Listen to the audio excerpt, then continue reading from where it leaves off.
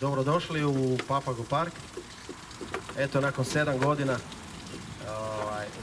doživio sam taj trenutak da otvorim ovaj projekt koji se prostire na 30.000 kvadrata.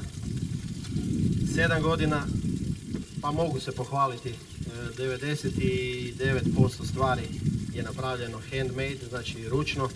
Jedino što je napravljeno je solarna elektrana i ove kućice, to su napravile firme, ostalo smo sve sami radili. Najviše u cijeloj toj priči pomogli su naravno obitelj, supruga, djeca, roditelji. Također pomogli su nam prijatelji. Ovim putem bih zahvalio predstavnicama grada Poreča na čelu sa gospodinom gradonačelnikom Lorisom Pešurićem, koji je prije 7 godina kada sam došao u grad i kada sam sazvao sastanak gdje je on pozvao sve pročelnike i ja kad sam njima rekao, gospodo, ja bih htio u Poreču otvoriti zoološki vrt, a svi su me bljedo gledali. Tog dana Loris je morao otići negdje, ali je rekao, ajde dođi za 1-2 dana kod mene u kancelariju pa da mi još jednom to sve objasniš. Ja sam mu to objasnio i od tog dana, on je onaj puta bio dogradonačelnik, danas gradonačelnik, čovjek me, ali stvarno 100% podržao. Podržao mene, podržao cijeli projekt i na tome njemu i njegovom timu zahvaljujem ovim putem. Također bi se zahvalio svim prijateljima i svima onima koji su nam pomogli sve ove godine, koji su dolazili ovdje raditi, koji su nam pomogli kositi travu, nositi dijelove nastambi, uređivati nastambe. Također bi se zahvalio i donatorima. To je jedna pilana iz Buzeta koja nam je donirala kompletno svo ovo drvo što smo napravili ogradu od parkirališta. Bravarskoj radnji jedno iz Tara, Andreju, koji nam je poklonio rampu i svim onim ostalima koji su nam na bilo koji način pomogli. Reći ću par riječi o parku. Znači, park se prostire na 30.000 kvadrata. U parku imamo 20 nastambi sa 22 vrste ptica, ukupno negdje oko 200 jedinki. Većina jedinki je iz cijeloga svijeta. To su ptice koje su iz divljine, inače nisu uzete iz divljine, nego su iz uzgoja, ali to su divlje ptice, osim 2 vrste što imamo hrvatskih autohtonih, što su domaće životinje. To su patuljasta kokoš i dravska guska. Znači, to su jedine domaće, ovo ostalo su iz divljine. S obzirom na situaciju koja je nastala, preorijentirali smo se na domaće ljude. Znači, nećemo čekati turizam. Bavit ćemo se domaćim ljudima, bavit ćemo se školama, bavit ćemo se vrtićima. Očekujemo škole, očekujemo vrtiće. Napravili smo tu gore, to ćemo isto kasnije pokazati, edu centar gdje imamo u planu školu u prirodi sa djecom, educirati o vrstama ptica, o njihovim staništima i zaštiti tih staništa.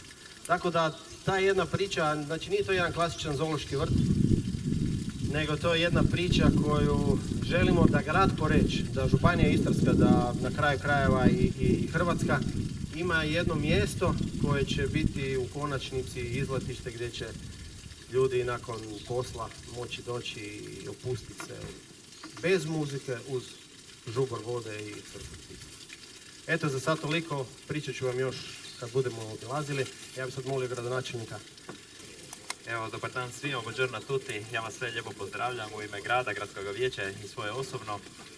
U biti Bernard je rekao skoro sve. Ja vam mogu samo reći anegdotu prije 7 godina, dakle kad je došao do mene Bernard i kad smo imali ovaj sastanak, prezentaciju u maloj vijećnici. Dakle, to vam je bila jedna PowerPoint prezentacija i sad govorim, Bernard, gdje će to biti? Pa tu negdje. Pa kako će to izgledati? Evo, točno tako. Ok, a imaš ti šta do sada? Pa imam ptica, imam dosta ptica, imam ideja, imam svašta nešto. Uglavnom, ajmo reći, skoro u onom trenutku nije imao ništa. Danas, kad se ja sjetim prije 7 godina, ono što je on pričao, ono što je on nama prezentirao, prezentaciju kakvu je napravio, on je to doslovno danas i napravio. Točno onako kako si je zamislio. Tako da ja ne bi puno pričao o svemu, pričat će vam on još kroz sam obilazak. Ja što bi samo htio se zahvaliti njemu, njegovoj obitelji što su napravili ovako nešto u Poreču, ovako jedan dodatan sadržaj za sve naše goste, ali za sve naše građane. Tako da ja vjerujem da bit će ovo interesantno za Porečane, za cijelu Poreštinu, za Istru. Doće i gosti. Bernard, doće i gosti već ove godine, tako imat ćeš ti i goste ovdje. Tako da ja vjerujem da će biti interesantno. A ovako, ovo nešto je zaista posebno u državi, pa mogu reći da, u Hrvatskoj. Tako i na našim ovim prostorima. I ne samo da su stvorili, Bernard, ti da si stvorio ovako nešto, ovaj sadržaj, nego vidjet ćete danas, on je napravio stvarno ono što je rekao, 99%, ne znam, mogu reći, sve svojim rukama, tako da daje još tu veličinu, još veću i veću za naš grad. Evo, i za njega samog što je toliko truda uložio. Ono što smo mi mogli pomoći, smo pomoći ćemo i dalje, ali Bernard, da nije bilo tebe i da nisi dao ti sebe u to, ne bi od toga bilo ništa. Tako da, evo, velika hvala još jednom tebi i cijeloj tvojoj obitelji. Hvala. Ja bih još samo par stvari rekao što se tiče ekološke strane. Poštivajući, kada smo radili cijelu ovu priču, gledali smo poštivati prirodu. Poštivali smo do tih granica da smo napravili smo solarnu elektranu, da kompletno u cijelom parku gledali smo da ne budu unošeni umjetni materijali.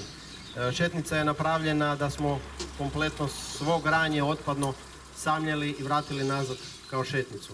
Također vidjet ćete u parku imamo i kante za smeće, one su 100% od reciklirane plastike. Ugostiteljski objekt kad bude radio, znači čaše imat ćemo od papira, od kartona. Znači gledamo biti maksimalno eco-friendly, koliko god je to moguće i da djecu, odnosno i nas, ali i djecu naučimo čuvati prirodu, što mislim da je danas veliki in u svijetu. Ja bih vas sad zamolio da krenemo u obilazak parka.